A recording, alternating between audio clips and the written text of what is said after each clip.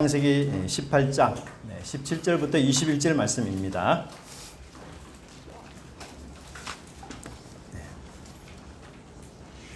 창세기 18장 17절부터 21절 말씀.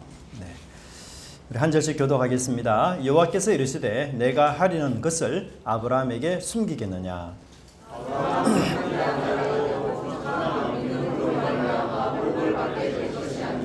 내가 그로 그 자식과 번속에게 명하여 여호와의 도를 지켜 의와 공도를 행하게 하려고 그를 택하였나니 이는 나 여호와가 아브라함에게 대하여 말한 일을 이루려 함이니라. 여호와께서 그 이르시되 소돔과 고모라에 대한 부르심이 있고 그 자식이 무엇이니? 같이 보겠습니다. 내가 이제 내려가서 그 모든 행한 것이 과연 내게 들린 부르짖음과 같은지 그렇지 않은지 내가 보고 알려하노라. 아멘. 우리 옆에 분 보고 인사 같이 했으면 좋겠습니다. 만나서 반갑습니다. 날씨가 너무 시원해졌죠? 너무 감사합니다. 정말 더운 여름에. 제가 어쩌다 어른이라는 방송에서 재미난 어떤 얘기를 들었는데요. 여러분 한국의 대표적인 탈이 뭐겠습니까? 탈, 하회탈 아니겠어요? 이제 일본의 대표적인 탈이 바로 이 노맨이라는 탈인데요. 이 한국의 하회탈과 일본의 그 노맨이라는 탈을 서로 이렇게 합쳐보면 굉장히 다른 차이점이 보이게 됩니다. 여러분들이 보기에 어떻습니까? 이 일본의 노맨 탈은 굉장히 그 탈이 고정이 되어 있고요. 이게 이제 절제되어 있습니다. 그죠? 이 탈을 통해서 뭔가 감정을 읽을 수가 없어요. 근데 하회탈은 어떻습니까? 표정이 굉장히 큽니다. 그죠? 뿐만 아니라 이 턱이 분리가 되어 있어서 이 표현을 아주 자유롭게 그렇게 할 수가 있습니다. 일본 사람들은 사실 이 노맨 탈처럼 굉장히 예의가 바르다고 합니다. 그리고 질서를 아주 잘 지키고 깍듯이 사람을 대하는 그런 것이라고 해요. 근데 이게 사실은 자신의 본심을 보여주는 것이 아니라 자신이 만든 모습, 그리고 일본이라는 그 문화에 길들여진 모습, 그리고 인위적인 모습, 이것을 많이 보여주고 있다고 합니다. 그래서 그렇지만 일본 사람들은 결코 자신의 진심을 남에게 잘 보여주지 않는다고 해요. 그리고 뭐 우리 사실 가족이나 연인 같은 경우 자기 진심을 다 드러내잖아요. 근데 일본 사람들은 거의 그렇지 않다고 합니다. 뭐 친구들 사이에서도 자신의 본심을 잘 드러내는 일이 없고요. 무려 한 15년 이렇게 뭐 밥을 먹으면서 친구를 사귀었던 사람도 상대편 친구의 가족이 어떤 상황인지 전혀 모른다고 해요. 그런 가족사 얘기는 완전 금기처럼 이렇게 되어 있다고 합니다. 근데 이게 사실 우리 그림에도 이렇게 표현되어 있어요. 우리 한국 사람들이 그린 그림은 주로 사실화에 가깝지만 일본 사람들이 그린 이 천황이라든지 황제의 그림들을 보면 굉장히 많이 미화를 해요. 이렇게 사실적으로 하지 않고 이 얼굴에 있는 오점이라든지 이런 것들을 자꾸 이렇게 미화하는 그런 습관들이 있습니다. 우리 한국 사람들의 여러분 하회탈을 보십시오. 그건 표정에서 그냥 다 드러나지 않습니까? 좋으면 좋은 대로, 또 싫으면 싫은 대로 자신의 이 내면을 뭐 거의 여과 없이 솔직히 잘 드러내는 것, 이게 우리 한국 사람의 아주 중요한 특징이라고 그렇게 할 수가 있습니다. 그래서 어렵고 힘든 일을 만나면 우리 한국 사람들은 친한 사람들과 함께 고민도 나누고 어려움도 나누고 그렇게 하지 않습니까? 근데 일본 사람들은 자신에게 닥친 이 고민들 절대로 남에게 나누지 않는다고 해요. 이 고민을 남에게 나누는 것 자체를 민폐로 그렇게 여긴다고 합니다. 2011년 동경에 대지진이 일어났는데요. 이때 할머니가 구조대에 의해서 구조가 되었어요. 그리고는 이 구조대원들에게 이 할머니가 하신 말씀이 뭔지 아세요? 민폐를 끼쳐서 죄송합니다. 이런 말을 했다는 거예요. 우리 같으면 어떻게 해요? 아유, 나를 구조해줘서 감사합니다. 이런 말부터 먼저 할 텐데, 이 일본 사람들은 그게 아니고, 이 자기가 그런 어려움에 처한 것 자체를 민폐로 생각을 하고, 상대방에게 내가 이런 그 민폐를 끼쳐서 죄송하다, 이런 표현들을 하고 있습니다. 그렇다면 일본 사람들은 자신에게 있는 이 고민을 어떻게 처리할까? 고민이 있으면 일본 사람들은 대부분 도피한다라고 이야기합니다. 그래서 어려움의 현실과 위기의 현실 앞에서 내가 처한 이 현실 세계를 도피해서 이 환상적이고 몽환적인 신비로운 세계로 도망을 간다고 합니다. 그래서 여러분 일본 만화를 보면 환상적이고 몽환적인 그런 내용이 엄청 많아요. 정말 너무 신비로운 그런 세계들이 일본 많이 그리고 있습니다. 그 특징 때문에 그런 거고요. 그래서 이제 일본과 우리 한국 사람의 문화에서는 이 욕에도 아주 크게 반영이 된다고 합니다. 일본에서 욕은 대표적인 욕이 뭡니까, 여러분? 바보, 바보라는 게 대표적인 욕이고, 좀 더 극심한 용은 똥이라고도 부른다고 합니다. 그리고 사슴, 여러분 뭐 빠가야로라는 말이 사슴하고도 또 연관이 된다고 해요. 찾아보니까 빠가야로는 말이 옛날에 그 진나라에 조고라는 사람이 있었는데, 이 사람이 황제에게 사슴을 바치면서 이게 말입니다, 이렇게 소개를 했대요. 근데 그 옆에서 보는 사람들이 저게 어떻게 사슴이냐, 말이지 않느냐, 이런 사람들은 그날 저녁에 바로 암살을 다 당했답니다. 그래가지고 사슴이 하나의 욕이 되어서 일본 사람들이 사슴 이렇게 욕을 한다고 합니다. 우리 한국에 따지면 욕도 아니죠. 우리 한국 사람들은 얼마나 욕이 대단합니까? 아마 우리 세계에서 아마 제일 욕을 잘하는 민족, 한국 아닐까 싶고요. 종류도 정말 어마무시하게 많습니다. 뭐 일본은 기껏 세 종류잖아요. 한국은 정말 하여튼 엄청납니다. 모든 눈에 보이는 모든 것을 욕의 소재로 삼는 그런 탁월한 민족이고, 심지어 우리 뭐 욕쟁이 할머니도 있잖아요. 그래서 뭐 욕을 얻어먹으러 갈 정도니까 이 정도면 욕이 아니라 그냥 친근미의 표현이다, 뭐 이렇게 말할 정도로 우리 한국의 욕이 대단해요. 그런데 이 일본 사람들이 욕이 그렇게 발달되지 않는 것은 상대편을 배려하고 상대방을 존중하고 그렇게 민폐를 끼치면 안 된다, 이 상대방을 먼저 고려하는 이런 마음들 때문에 여기 자연적으로 발달이 덜 된 한편, 우리 한국에서는 자신의 내면을 마음껏 표현하는 것, 표출하는 것, 이게 우리 한국의 어떤 그 민족성이라고 합니다. 그래서 여기 사실 뭐 자기 감정의 그 표현 아닙니까? 불만의 표현이고, 그래서 이렇게 한국 사람들은 자기 감정 표현에 어느 정도 좀 솔직한 면이 있지만, 일본 사람은 그렇지 않는 이런 것을 설명을 해요. 근데 일본의 이런 성향이 아주 또 다른 결과를 하나 만들어지는데, 그게 뭔가 하면 이 히키코모리라는 것이라고 해요. 히키코모리. 이 히키코모리라는 말은 일본에서 일체의 경제 활동을 다 포기하고 그냥 방 안에서만 틀어박혀서 방에서 절대로 나오지 않는 사람. 여기 보시면 뭐 노모가 이 히키코모리에 빠진 이 아들을, 50대 아들입니까? 아들을 이렇게 뭐 설거지도 해주고 뭐 쓰레기도 치워주고, 참 이런 히키코모리 일본 사람들이 굉장히 많다고 합니다. 어느 정도 숫자냐? 숫자가 한 120만 명 정도 된다고 합니다. 여러분, 우리 대구 인구의 절반 가량이 일본 인구 한 1억 되잖아요. 근데 그 인구의 한 120만 명이 히키코모리로 그렇게 지내고 있다고 해요. 은둔형 외톨이. 우리나라도 사실 코로나 때 이런 분들이 좀 많았거든요. 은둔형 외톨이. 그냥 바깥 출입 일체 안 하고 그냥 방 안에서 모든 걸 다 해결해요. 그러니까 이 모든 관계가 다 거의 단절된 그런 상황인 것이죠. 참 이 일본 사람들을 제가 뭐 나무라거나 이런 게 아니고, 이 민족성 자체에서 마음을 나누지 못한다는 것, 참 이게 어려운 것이구나. 이게 바로 숨막히는 사회고 또 숨막히는 가정이고, 하필이면 또한 우리가 숨막히는 교회가 될 수 있지 않는가, 그 생각이 들고, 그래서 우리가 이 혼자 외톨이로 살아가는 것, 이것이 참 하나님의 뜻이 아니다라는 것을 우리가 잘 알게 됩니다. 하지만 우리 그리스도인들은, 하나님을 믿는 우리 그리스도인들은 절대로 혼자 외톨이가 될 수가 없습니다. 그죠? 하나님께서 우리에게 찾아오셨고 또 성경을 통해 말씀하시면서 동시에 우리가 하나님을 믿는 순간 사실 우리는 평생 동반자를 만나게 됩니다. 그리고 이 하나님께서는 우리가 어느 곳에서 그리고 어떤 때든지 우리를 떠나지 않고 가까이 늘 함께 계시겠다고 이렇게 약속해 주셨어요. 그래서 우리가 이런 위대한 하나님을 만났기 때문에 우리 하나님과의 관계를 더 친밀하게 그렇게 가까이 그렇게 맺어 나갈 때에 우리 인생과 우리 삶에 하나님의 놀라운 역사가 일어나는 것을 우리가 깨닫게 됩니다. 그 신뢰가 바로 아브라함이에요. 하나님은 아브라함을 굉장히 가깝게 생각하셨어요. 여러분, 관계가 친한 사람의 특징이 뭐라고 생각하세요? 자주 연락하는 것도 중요하고 마음이 통하는 것도 중요합니다. 근데 진짜 핵심은 아마도 이 비밀스러운 이야기, 이 비밀스러운 이야기를 공유하는 것, 이건 관계의 친밀도와 아주 밀접한 연관이 있어요. 그래서 우리 부부 사이에는 뭐 이렇게 비밀이 없다 이렇게 말할 만큼 친밀한 사이 아닙니까? 근데 바로 하나님과 아브라함이 그런 사이였어요. 그래서 하나님은 아브라함에게 나타나셔서, 야, 아브라함, 여호와께서 이르시되 내가 하려는 것을 아브라함에게 숨기겠느냐. 하나님이 먼저 자기 비밀을 다 아브라함에게 지금 솔직하게 터놓고 이렇게 다가가고 있는 모습을 보게 됩니다. 그러니까 하나님은 아브라함을 절친으로 생각하고 있는 거예요.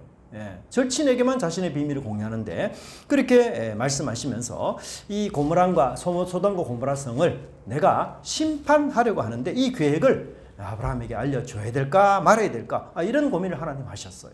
사실은 여러분 하나님께서 아브라함에게 알려주지 않고 그냥 소돔과 고모라 이 심판 계획을 주도할 수도 있지 않습니까? 그런데 하나님께서 이 계획을 아브라함에게 알려준다. 여러분 이게 뭔 뜻입니까? 하나님께서 아브라함을 굉장히 뭐예요? 존중히 여긴다는 뜻이에요. 그런데 아브라함이 그냥 단순히 하나님을 믿는 성도 이런 수준에 그치는 것이 아니라 그 이상으로 하나님께는 아브라함이 소중한 사람이고 아주 귀한 사람이고 하나님의 사이에 있어서 파트너로 삼을 만큼 동업자로 삼을 만큼 하나님께서 굉장히 귀하게 봤다. 이런 것을 우리가 이야기합니다. 여러분 우리가 이 한국 사회에서 삼성이나 LG나 현대 사업의 파트너가 되었다. 그럼 정말 놀라운 일 아닙니까? 그런 대기업과 사업의 파트너가 되다니. 근데 우리는 그보다 더 놀랍게도 하나님과 사역의 파트너가 되었습니다. 여러분 하나님의 사역의 가장 큰 핵심이 뭔지 아십니까? 그것은 바로 축복과 저주요 심판과 구원입니다. 하나님은 아브라함에게 이렇게 말씀하셨어요. 너를 축복하는 자에게 내가 복을 내리고 너를 저주하는 자에게 내가 저주하겠다. 즉 아브라함이 축복과 저주의 기준이에요. 세상 사람들이 아브라함을 어떻게 대하느냐에 따라 축복과 저주로 나누어져 버립니다. 여러분 실제로 아브라함은 4개 연합군과 싸워서 이겼어요. 이건 뭘 뜻합니까? 아브라함에게 대항하면 어떤 강력한 나라도 패배할 수밖에 없다. 이걸 알려주고 있어요. 또한 아브라함을 선대하면 복을 받는다. 이것이 하나님께서 아브라함에 주신 복의 내용입니다.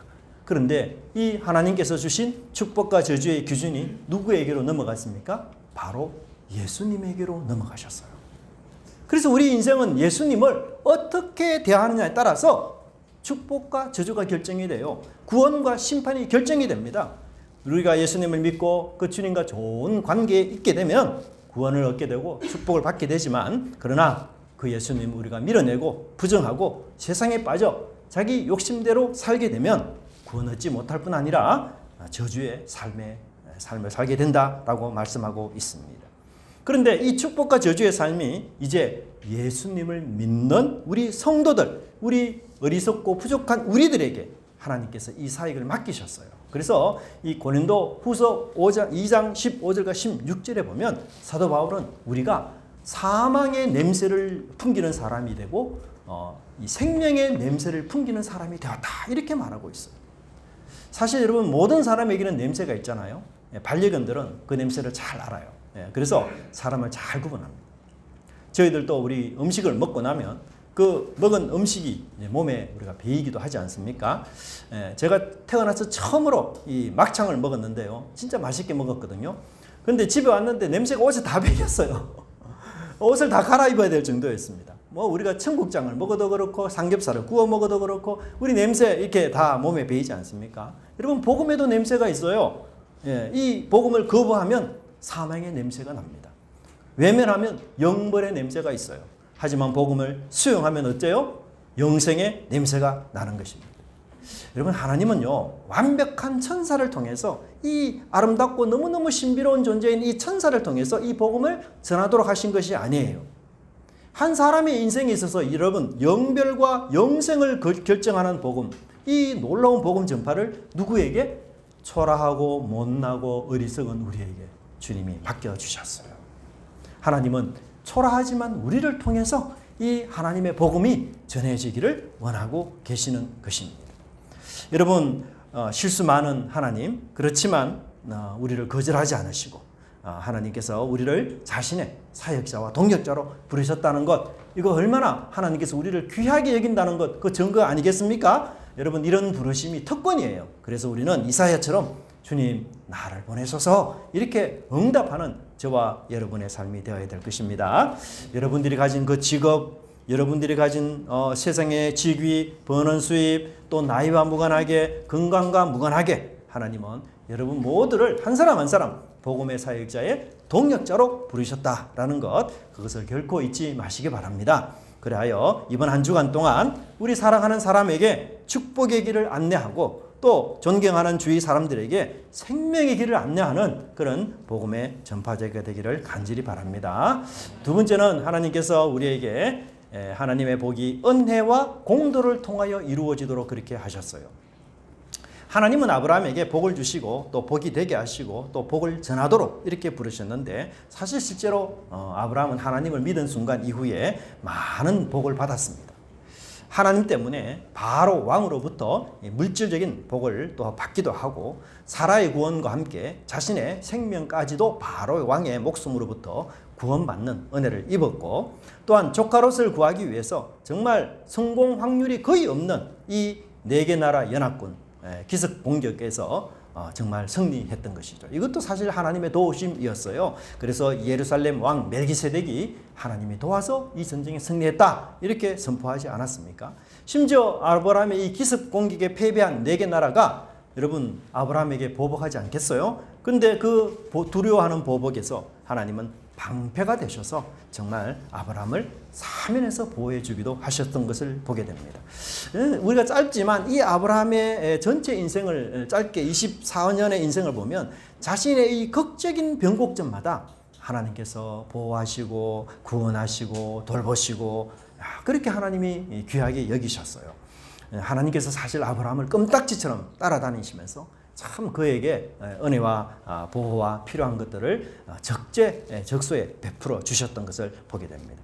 여러분, 우리 이 교회에 이 태희가 어디를 가든지 이 태희를 껌딱지처럼 따라다니는 사람들이 있지 않습니까? 엄마와 오빠와 누나와 집사님들 정말 많습니다. 태희가 움직이면 한 부대가 움직이지 않습니까? 태희가 다치지 않고 방해받지 않도록 특전 부대 정도는 아니지만 이 은혜가 넘치는 교회의 중요한 멤버들이 다 태희 따라 움직이지 않습니까? 그런데 여러분, 태희는 얼마나 중요하고 소중한 사람들이 자기를 따라다니는지 잘 몰라요. 그죠? 그래서 때로는 따라다니는 게 좀 거추장스러운 듯이 막 이렇게 하지 않습니까? 예. 근데 이게 하나님께서 아브라함을 향한 사랑이었어요. 근데 하나님께서 아브라함에게만 이런 사랑을 베푸는 것이 아니라 자신의 자녀로 삼은 우리 모두들을 하나님이 이렇게 동일하게 사랑해 주셔요. 창세기의 이 기록은 아브라함의 이야기이지만 동시에 나와 여러분의 이야기여야 한다는 것입니다. 아브라함의 인생 속에서 하나님께서 이렇게 역사하셨지만 우리의 인생들 속에서도 하나님은 동일하게 역사하시겠다. 그렇게 약속하신 내용이 바로 창세기의 말씀인 것입니다. 그래서 우리도 이 하나님의 말씀의 약속을 붙잡고 믿음으로 그렇게 행하는 그런 삶의 자세가 참 중요합니다. 어찌 보면 아브라함과 내 자신을 비교해 보면 우리가 더 많이 초라한 것 같아요. 아브라함이 우리보다 더 잘 사는 것 같고, 또 뭐 하나님 아브라함에게 자주 나타나셔서 이런 말씀도 해주시고 저런 말씀도 해주시고, 아브라함 인생에 뭐 그 늦깎이에 그런 기적도 베풀어 주시고, 하나님의 아브라함 인생에 정말 음으로 양으로 정말 많이 도와주시는 것 같은데, 우리는 뭐 신앙생활 이렇게 오래 해봐도 하나님이 뚜렷이 나타났다든가 뭐 역사해 주셨던가 뭐 이런 경험들이 잘 없어서 하나님이 뭐 아브라함보다 우리 좀 덜 사랑하지 이런 생각 우리가 가질 때가 많는데, 절대로 여러분 그렇지 않습니다.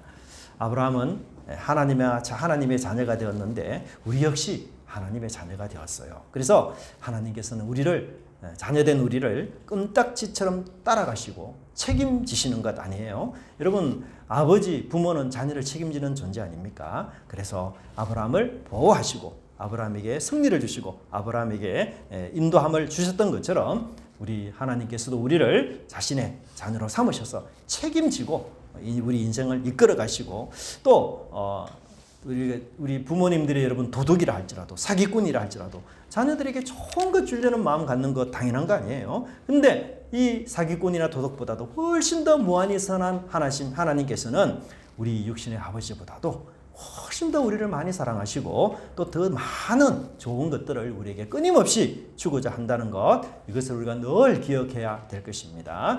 하나님께서 이토록 많은 복을 아브라함에게 주려는 그 이유가 과연 뭘까요? 우리가 그 목적을 잘 이해해야 돼요. 하나님이 선물을 주시는 이유는 그 목적이 19절에 나오는데요. 19절 말씀을 보시면 내가 그로 그 자식과 권속에게 명하여 여호와의 도를 지켜 의와 공도를 행하게 하려고. 하나님께서 아브라함에게 이렇게 놀라운 또는 껌딱지처럼 따라다니면서 그를 보호하시고 이끌으시는 가장 궁극적인 이유 중에 하나는 바로 의를 향하는 사람이 되라. 그것을 이야기하고 있어요. 의를 향하는 사람. 여러분 하나님의 도를 하나님의 길이에요. 하나님의 길. 하나님이 가시는 길. 이는 바로 여호와의 말씀이면서 이것은 여호와의 도라고 이야기하고 있어요. 근데 이 도는 바로 여호와의 의와 공도라고 이야기하고 있습니다. 여러분 의라는 건 참 어려운 얘기인데요. 이것은 바로 이웃과의 관계 속에서 이야기해요. 이웃과 내가 바른 관계를 맺는 것, 이웃에 대한 의무를 다하는 것. 그래서 남편으로서, 아내로서, 내가 자녀로서, 학생으로서 또는 직장인으로서, 내가 목사로서 내 의무들을 내가 성실하게 잘 감당하는 것, 이게 바로 의로운 삶이라고 말할 수가 있습니다. 여러분 이웃은 또 다른 나입니다. 그래서 주님은 이웃을 내 몸처럼 사랑하라 이렇게 명령하셨어요. 그래서 우리가 이웃에게 한 약속들 또 이웃에게 내가 해야 될 어떤 바른 일들 이것들을 우리가 성실하게 행하는 것 이게 바로 의로운 사람의 특징입니다. 사실 우리 약한 이웃들을 탈취의 대상으로 여길 때도 많고 또 무능한 이웃, 작은 이웃들을 우리는 속이는 대상으로 여길 때가 참 많습니다. 그러나 섬김의 대상이요 도와주어야 될 그런 대상입니다. 열악한 환경에서 근무하는 직원들이 이 죽어가는 기업은 사실 의롭지 못한 기업 아니겠어요? 직원과 기업은 이웃입니다. 기업은 직원들이 최선의 상황에서 일할 수 있는 조건과 환경을 만들어줘야 되고 직원은 이 기업의 이념을 자신의 사명으로 여겨서 최선을 다해서 일하는 그런 관계가 이루어져야 됩니다. 근데 여러분 오늘 우리 사회를 보십시오. 경쟁이 치열한 오늘 우리 사회에서 이웃은 적이요 원수입니다. 직원은 가족이 아니라 돈 먹는 하마처럼 여깁니다. 그래서 아주 열악한 근무 조건에서 일만 죽으라 시키는 그런 일들이 너무 많습니다. 그래야 다른 업체와 경쟁해서 이길 수 있기 때문인 것이죠. 또 우리 아이들도 같은 반에 있는 모든 친구들이 이제는 경쟁자입니다. 시험 성적에서 내가 다른 친구보다 더 뛰어나야 되는 것이에요. 선의의 경쟁이 아니라 경쟁을 위한 경쟁을 우리는 합니다. 그래서 서로 지치고 서로 불신에 빠뜨립니다. 여러분 경쟁은 나 자신과 하는 것이지 이웃과 하는 것이 아니에요. 하나님은 결코 이웃을 경쟁의 대상으로 주지 않았습니다. 이웃은 여러분 사랑의 대상입니다. 과도한 경쟁은 결국은 내 배를 채우기 위해서 이웃의 밥그릇을 빼앗는 그런 싸움으로 치닫게 되고 이기주의와 이 물질적인 욕망에 빠진 사람들은 상생과 이 생존의 길, 공존의 길을 결코 모셔가지 않게 돼요. 그러면 여러분 다 죽게 됩니다. 나만 살겠다 그러면 모두가 죽어요. 여러분 그래서 우리 한국이 어떤 사회를 만들었습니까? 자살률 세계 1위인 사회를 만들어버렸어요. 정말 무정하고 잔인한 사회가 되어버렸습니다. 숨막히는 가정, 숨막히는 사회가 되어버린 거예요. 여러분 이 숨막히는 상황이나 환경 속에서 오랫동안 일하다가 노출된 사람들은 이 심장에 문제가 다 있습니다. 그렇지 않겠어요? 사실 자살은 만족도가 없어서 생기는 그런 부분인데요. 이 자살률이 1998년 외환 위기 때에 크게 늘어났다고 합니다. 그러다가 다시 2000년대에 들어서 증가했고 2010년에는 이 10만 명당 30명 넘는 인구가 사람들이 죽었다고 합니다. 2022년에는 지금 10만 명당 약 25.2명이 죽는다고 합니다. 여러분 그 OECD 국가 중에서 자살하는 사람이 연평균 12명이거든요. 근데 우리는 그거보다 2배나 더 많아요. 그래서 5, 6명씩 이렇게 자살을 하고 여기 그래프를 보시면 이 자살에 우리나라가 꽤 지금 높은 상위 랭크를 하고 있습니다. 그죠? 뭐 다른 OECD 국가보다도 훨씬 더 2배 이상이나 높은 이런 실정이고요. 남자와 여자의 비율을 보면 이 남자가 훨씬 높습니다. 그리고 빨간색이 여자고요. 이 평균이 이제 요 가운데 선인데요. 특별히 이제 70대 이상의 노인 인구 중에서 자살률이 또 굉장히 많이 높다고 합니다. 여러분 한국 사회가 원래 자살률 1위인 나라가 아니었어요. 사실 1988년만 하더라도 OECD 국가 중에서 가장 낮은 랭킹에 있었어요. OECD 국가 중에 그 당시 1988년에는 17.2명이었는데 우리나라는 8.4명이었습니다. 그런데 1997년부터 올라가기 시작하면서 동시에 2003년부터는 계속 부동의 1위, 부동의 1위를 2003년부터 그렇게 그 순위를 유지하고 있다고 합니다. 근데 이 시기에는 여러분 OECD 국가들이 모두 자살률이 다 낮은 그런 상태였어요. 감소하는데 한국만 유독 자살률이 높은 상황이었어요. 그래서 이건 순전히 한국적인 일이에요. 세계적인 추세가 아니에요.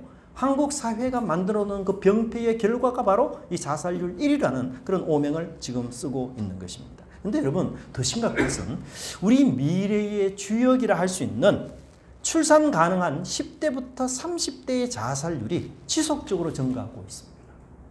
그러니까 미래가 점점 어두워지는 거죠. 출산율이 가능한 10대부터 30대의 자살률이 2017년부터 2021년까지요. 여기 보시면 7.1명으로 늘어나고 그 다음에 23.5명으로 늘어나고 30대는 27.3명으로 늘어났어요. 10대, 20대, 30대의 자살률이 계속해서 올라가고 있습니다. 그러니까 총 사망자 10명 중에서 4명이 자살자예요. 4명이. 그만큼 많은 퍼센트를 지금 차지하고 있습니다. 사실 여러분 40대 이상의 사람들도 자살하는데요. 40대에서 60대 정도 되는 사람들의 자살 이유는 거의 대부분 경제 어려움 때문에 가장 크게 많이 자살한대요. 근데 여러분 10대부터 30대에는요. 우울감 때문에 자살하는 율이 굉장히 높다고 합니다.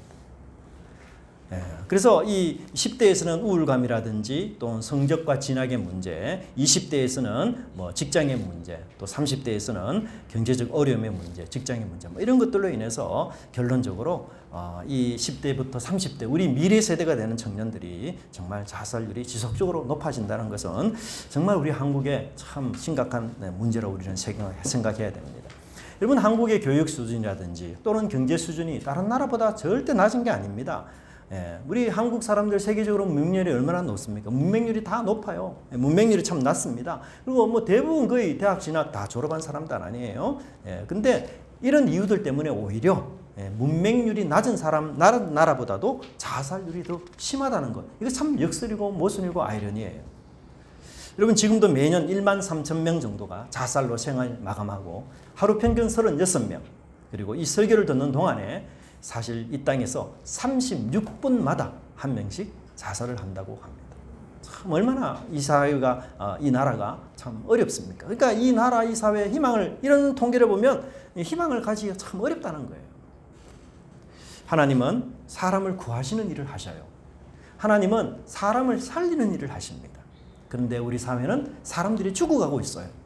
이는 하나님의 도가 무시되고 있다는 증거 아니겠습니까? 우리 교회가 해야 될 일을 지금 못하고 있다는 것 아니겠어요? 그래서 우리가 이런 마음을 가지고 애통하는 마음을 가지고 하나님 우리 교회와 함께 우리 나라를 살려달라고 우리가 기도해야 될 것입니다. 오늘날 우리 사회에 갑질이 여전하지 않습니까?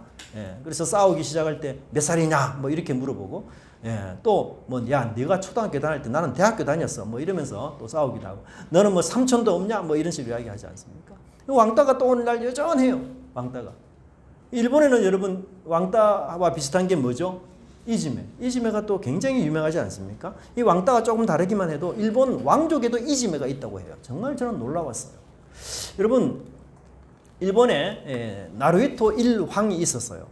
이 나루히토 1황이 사랑에 빠진 사람이 바로 마사코라는 왕비였습니다. 이 마사코라는 여인은요 아주 미모도 빼어났지만 도쿄 대학을 거치고 명문 하버드 대학의 경제학과를 졸업한 인재였고 무려 5개 국어를 능통하게 하는 수재였다고 합니다. 근데 이 황태자가 마사코한테 반했어요. 그래서 끈질기게 청혼을 해서 마침내 결혼을 해서 이 마사코가 황세자비가 된 것입니다. 근데 결혼 발표 기자회견에서부터 이 황세자비가 이지메를 당합니다. 놀랍죠? 왕따를 당해요. 왕따를. 그 이유가 뭡니까? 그 이유가 너는 신랑보다 28초 연설을 더 많이 했다는 이유 때문에 이지메를 당합니다. 놀랄 노자죠. 일본 문화가 그래요. 그래서 나루히토 1왕이 9분 9초를 연설했는데 마사코 황세자비가 9분 37초를 연설했다는 거예요. 그 28초 연설 더 했다고. 그 이유 때문에 이 마사코 왕비가 이지메를 당해요. 근데 이 역사적으로 보면 이 일본의 그 왕궁 안에는 이런 이지메 당하는 일들이 몇 번 번번이 있었어요, 사실은. 놀랍지 않습니까, 여러분? 사소한 간섭이 사람을 죽여요. 여러분 모든 법, 모든 문화, 모든 관습은 사람을 살리는 데 작용이 돼야 돼요. 근데 이 관습을 이 문화가 사람을 죽이고 위축시키고 두렵게 만들고 숨을 쉬지 못하게 만드는 문화, 이건 악한 문화인 것이에요. 하지만 하나님의 도, 하나님의 의, 하나님의 공의는 뭐예요? 사람을 살리는 것이에요. 사람은 살리는 것을 여러분 의사만 하는 게 아닙니다. 이 죽음이 지배하는 사회, 이 자살이 난무하는 우리 사회 속에서 우리는 하나님의 의를 힘입어 이웃을 살리고 직장의 동료를 살리고 우리 친인척을 살리는 일을 우리가 해야 되는 것입니다.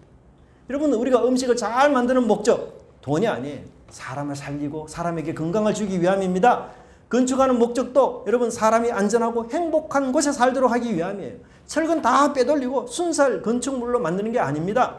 물건을 만드는 것도 뭐예요? 궁극적으로 사람을 살리기 위함이에요. 가르치는 것도 사람을 살리기 위함이요. 돈을 버는 목적도 사람을 살리기 위한 목적입니다. 우리 정치, 우리 권력의 목적도 모두 다 사람을 살리기 위한 것. 의로운 나라, 공의로운 나라를 만드는 것, 그것이 우리 목적이어야 합니다. 이것이 하나님이 원하는 의로운 삶이에요. 여러분 반드시 기억하셔야 됩니다. 우리의 사명은 의로운 삶입니다. 의로운 일은 뭐예요? 사람을 살리는 일이에요. 사람을 회복시켜주고 악에서 멀어지도록 하고 의로운 삶을 살 수 있도록 옆에서 도와주고, 그것이 우리의 사명이고 그 의무를 다하는 삶이 곧 내가 하나님이 원하시는 의로운 삶입니다. 하나님 이 일을 위해 우리를 부르셨습니다. 우리가 이런 일, 하나님의 일을 하는 한 하나님은 우리를 번성하게 하시고 우리에게 복을 주실 것입니다. 범사의 은혜를 베풀어 주십니다. 의로운 삶은 여러분 반드시 번성하게 돼 있어요. 왜? 사람을 살리는 일이 하나님의 전문인데 그 하나님의 일을 대신 맡아 하는 일에 어떻게 번성하지 않을 수 있습니까? 이게 하나님의 일이고 이게 하나님의 길 아닙니까? 그러니까 이 일에 하나님이 반드시 함께 하시는 거예요. 그래서 하나님은 이 일을 번성하게 하셔. 하나님이 왜 아브라함을 번성하게 했습니까? 이 일을 하라고. 사람을 살리는 일을 하라고, 의로운 일을 하라고. 그래서 내가 너와 함께 하겠다. 너를 번성하게 하겠다. 너의 그 번성을 통해서 사람을 살리는 일을 하라. 하나님이 그렇게 말씀하시는 겁니다. 여러분 우리가 돈을 벌기 위해서 돈이 목적이 되는 인생이 된다면 그것은 하나님의 도, 하나님의 길이 결코 아닙니다. 그것에는 하나님의 생명이 없어요. 그래서 하나님이 그 인생 책임지지 않습니다. 사랑하는 우리 성도 여러분, 이번 주에 여러분 어떤 누구를 만나시든지 간에 사람을 살리는 그런 사명을 감당하는 저와 여러분이 되시기를 바랍니다. 내 직업을 통해서, 내가 하는 이 일을 통해서 하나님 내 주변의 사람들 나로 하여금 살아나는 은혜를 주시옵소서. 우리가 그렇게 기도하면서 하나님이 맡겨주신 그 일에 사람을 살리는 그런 능력의 은혜들을 여러분들이 감당하는 저와 여러분의 삶이 되기를 간절히 바랍니다. 기도하겠습니다. 하나님 아버지 감사합니다. 하나님께서 아브라함을 무척 사랑하시고 껌딱지처럼 그를 보호하시고 지켜주시고 그 인생의 고비 순간마다 하나님께서 나타나셔서 어무로 양으로 도우시고 인도하여 주신 놀라운 은혜를 저희들이 참으로 말씀을 통하여 깨닫게 됩니다. 아브라함에게만 그렇게 하신 것이 아니라 미련하고 어리석고 죄 많은 우리 인생 가운데서도 하나님 아버지 우리를 붙잡으시고 또한 우리를 껌딱지처럼 따라다니시면서 어려운 때나 위기 때에는 항상 함께 하시고 인도하여 주신 하나님의 깊은 사랑과 은혜를 진심으로 감사함을 드립니다. 하나님께서 그렇게까지 우리를 열성적으로 사랑하신 이유가 하나님의 일을 위하여, 하나님의 의를 위하여 우리를 그렇게 부르신 것 저희들 깨달아 알게 하여 주시어서 하나님 저희들이 우리의 하는 모든 선한 일들을 통해서 주변에 여러 많은 사람들을 살리고 회복시키며 악에서 멀어지게 하는 하나님의 일들을 감당하는 저희들 될 수 있도록 인도하여 주시옵소서. 하나님이 기뻐하시는 일들을 감당함으로 하나님이 함께하며 또한 하나님께서 원하시는 번성의 인생이 될 수 있도록 주님께서 인도하시고 이끌어 주시옵소서. 감사드리고 예수님 이름으로 기도드리옵나이다. 아멘. 우리 찬송가